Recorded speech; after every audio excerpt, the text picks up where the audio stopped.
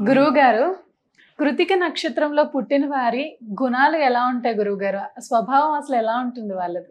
కృతికా నక్షత్రం వాళ్ళు కూడా అంతే తల్లి. కోపిష్టి వాళ్ళు, విపరీతమైన కోపిష్టి వాళ్ళు. ఉమ్, ఎలాంటి కోపిష్టి అని అంటే, సూర్యుడు ఎలాంటి వాడు తల్లి?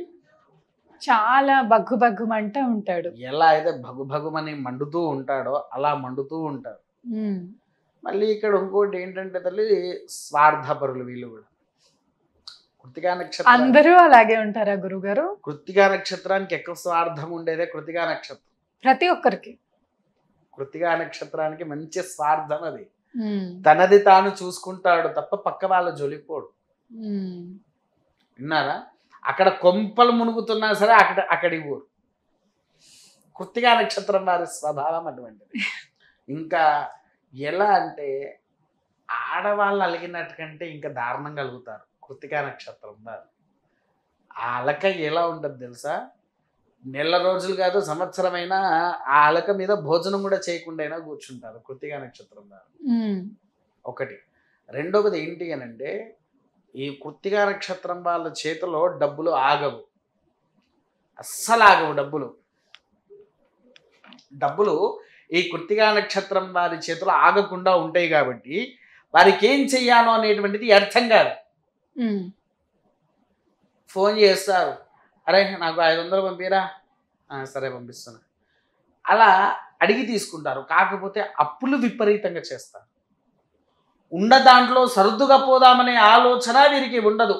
ఉమ్, ఉన్న దాంట్లో సరుదుగా పోదామనేటువంటి ఆలోచన అనేటువంటిది వీరికి ఉండదు. అయితే ఇంకొకటి కూడా ఏంటి అని అంటే, ఈ కృతికా నక్షత్రంలో ఎంతసేపు అప్పు చేసైనా సరే భోగాలు అనుభవించాలి, అప్పు చేసైనా సరే సుఖాన్ని చూడాలి, అప్పు చేసైనా సరే నేను ఒక సంతోషంగా ఉండాలి అనే ఆలోచన భావంలో ఉంటారు. విన్నారా తల్లి? ఆలోచన భావంలో ఉంటారు వారు. ఆ ఆలోచన భావనాల వల్ల వీళ్ళు కావాల్సినటువంటి ప్రేమను పొందలేకపోతూ ఉంటారు. ఎదుటి మనిషి దగ్గర ప్రేమ అనేది తొందరగా పొందలేకపోతారు. తర్వాత రెండోది ఏంటి అని అంటే, ఈ కృతికా నక్షత్రం వాళ్ళు ఎక్కువగా భార్యను ప్రేమిస్తారమ్మా. మళ్ళీ వారు ప్రేమించినట్టుగా భార్యను ఎవరు ప్రేమించరు. అది కూడా సైకోయిజం ప్రేమ. అది కూడా సైకోయిజం అయినటువంటి ప్రేమ అంటే లాంటిది. గురువు గారు, అమ్మ, సైకోయిజము అని అంటే చీటికి మాటికి వీడియో కాల్ చేసి చూడడము, తిన్నావా, తెల్లారిందా, అన్నం తిన్నావా లేదా అనే క్వశ్చన్స్ అడగడము, అంటే భార్యకే చికాకు పుట్టిస్తారు. ఉమ్, ఏంటిది ఇన్నిసార్లు ఫోన్ చేయడం? కొంతమంది అనుకుంటారు అదొక అనుమానము అని అనుకుంటారు. అనుమానం కాదు, వాళ్ళ సొంత అధికారాన్ని తన భార్య దగ్గరనే చూపించుకుంటాను. తల్లి, తండ్రి, అక్క, బావ, చెల్లె ఇలా వీళ్ళెవ్వరి దగ్గర చూపించుకోకుండా కేవలము భార్య దగ్గరనే చూపించుకునేటువంటి స్వభావంలో ఉండేటువంటిదే ఈ యొక్క కృతికా నక్షత్రము. కృతికా నక్షత్రం వాళ్ళే ఇందాక చెప్పా కదా, అప్పులతో బాగా వివరిస్తూ ఉంటారు. తర్వాత ఇంకొకటి, ఆరోగ్య స్థితులు వీళ్ళకు దెబ్బతినే అంతగా ఎవరికీ దెబ్బతినవు. అంత తొందరగా ఆరోగ్యం అనేది చెడిపోతూ ఉంటుంది. అంత తొందరగా ఆరోగ్యం అనేటువంటిది చెడిపోతూ ఉంటుంది. కాబట్టి ఏం చేయాలి అంటే, ఈ కృతికా నక్షత్రం వారు ఇది వచ్చేసేసి ఎర్రచందనం అని పేరు ఎప్పుడైనా విన్నవారా తల్లి? విన్నాను గురువు గారు. విన్నారా? ఇది ఎర్రచందనం బొట్టు అని అంటారు. ఎర్రచందనాన్ని చాలామంది ఏం చేస్తారంటే, చెక్కను తీసి గంధము తీసి రాస్తారు కదా. దీన్ని మేము ఏం చేస్తామంటే, ఎర్రచందనాన్ని వేర్లతో సహా పికిలించి బాగా దంచుతాము. బాగా దంచేసి దీన్ని కూడా వస్త్రగాయం పెడతాము తల్లి. అందరు అనుకుంటారు అది చెక్క పొడి అని అంటారు. ఒకసారి ముట్టుకొని చూడేది, చాలా మెత్తగా ఉంది గురుగారు. మెత్తగా ఉంది కదా. దాని వాసన కూడా చూడు, చందనం స్మెల్ వస్తుంది. చందనం స్మెల్ వస్తున్నదా? అంత అద్భుతంగా.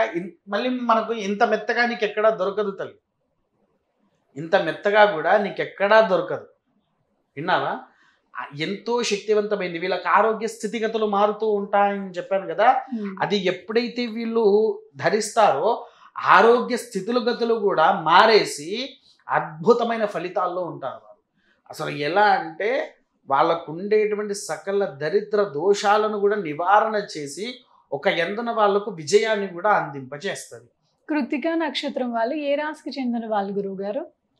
కృత్తికా నక్షత్రం వారు వచ్చేసేసి కృత్తికా నక్షత్రానికి మొదటి పాదం వరకు మేషరాశి అమ్మ. రెండో పాదం నుంచి మొదలుకొని వృషభ రాశి, అంటే 2, 3, 4 ఈ 4 పాదాలు వృషభ రాశికి చెందినవారు. వృషభ రాశికి చెందిన వారు కృత్తికా నక్షత్రం. మొదటి పాదం తీసేస్తే మిగిలిన 3 పాదాలు వృషభ రాశి. ఎటువంటి పరిహారాలు చేసుకుంటే వాళ్ళకి 2025వ సంవత్సరంలో మంచి జరుగుతుంది గురువు గారు? 2025 సంవత్సరం అని కాదమ్మ తల్లి, వీళ్ళు ఎక్కువగా ఏంటికనంటే శివారాధన చేసి శివుడికి ఏదన్నా దేవాలయాలలో భస్మదానము అని అంటారు. అది శ్రీశైలం పోయి ఉండలు అలా తీసుకువచ్చే బదులు స్వచ్ఛమైన భస్మము పొడి దొరుకుతుంది. స్వచ్ఛమైనది, సుగంధము పరిమళాలతో ఉండేది. అది ఎందుకంటే శివుడికి రాయాలి, జనాలు పెట్టుకోవడానికి కోసం కాదు, శివుడికి రాయడానికి కోసము 5 కిలోల భస్మాన్ని వీళ్ళు ఏదైనా దేవాలయంలో దానము చేస్తే అత్యంత శక్తివంతమైన ఫలితము వారి చింతన చేరుతూ ఉంటుంది తల్లి. చాలా చక్కగా వివరించారు గురుగారు. నమస్కారం. మహాదేవ.